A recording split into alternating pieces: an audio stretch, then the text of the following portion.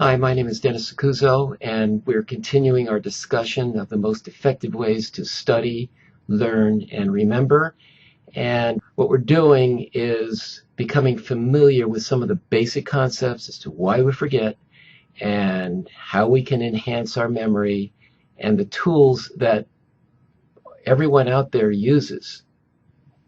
Now, as our final look at the tools, there's a massive study by Dunlowski et al., 2014, fairly recent, in psychological science in the public interest. And what they did was an extensive review of the basic fundamental techniques of study that all students use. And they did an evaluation of each one as well.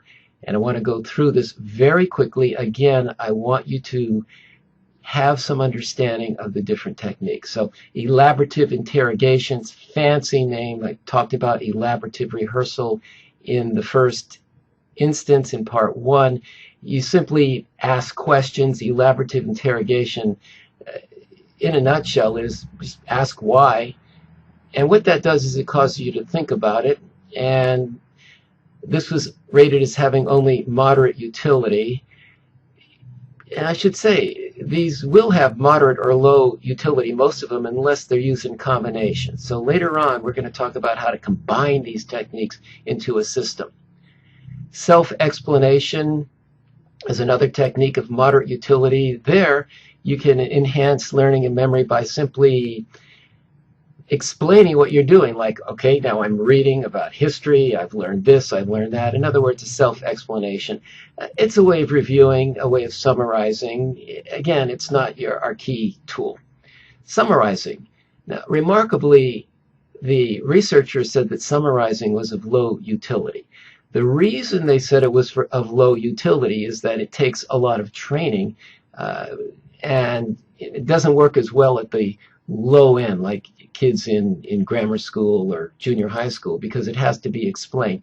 But for most of us, if you're in college or later in high school, certainly you have the skill of summarizing. And summarizing is an important skill because what it does is it forces you to attend and abstract. We won't be using summarizing in the technique I'm going to be explaining to you, but we'll be using something akin to this in order to force you to attend to the material. Now, all students, or most students, highlight and underline. Again, the researchers said this is of low utility, and in fact, if you simply highlight and then don't revisit, the highlighting is of absolutely no use at all. I do highlight personally, but only to give me a condensed version of what I'm reading, and then I'll go back to my highlights and I'll work from there. And again, we're going to talk about this. Mnemonics, low utility. And I really don't know why. All over the internet, and even I hear lectures about how great mnemonics are, and I see people using mnemonics all the time. Quite frankly, it's only going to be good on a short term for a little bit of knowledge, and in my opinion, it's a total waste of time. What you have to do is, in a mnemonic, is create some word that might encompass, say, a whole series of things that you have to remember. Then theoretically, you recall the word, and each letter of the word will be a cue for recalling some other word. Well, first of all, you have to develop the mnemonic. Second of all, you have to learn and memorize the mnemonic. And worse, when you get on a test, you have to decode the mnemonic. I don't think mnemonics are the way to go, and this flies in the face of a lot of this self-help literature that you get out there.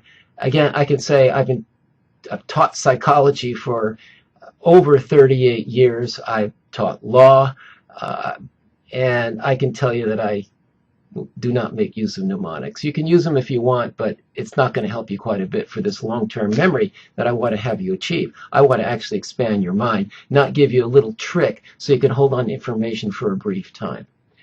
The use of imagery, he says, is of low utility, and again, this would be using it by itself. When you use imagery, you try to get a mental picture of what it is you're studying. Now, that does have an advantage, and what it would do is it would alert the right side of the brain. The left side of the brain is more verbal. It would alert the right side of the brain.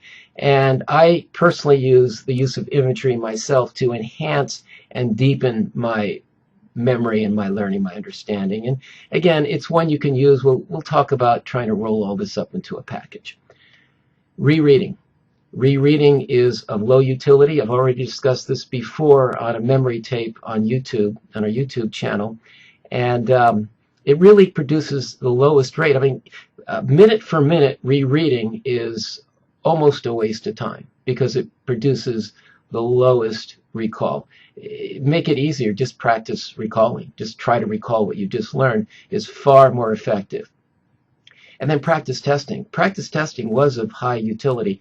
It's a good idea to try to practice, and what that actually does is it applies your knowledge. So we're going to talk about that. And practicing to enhance your learning and retention is something that we will be recommending. So if you want to now see the actual technique and the tools, go on to the next part.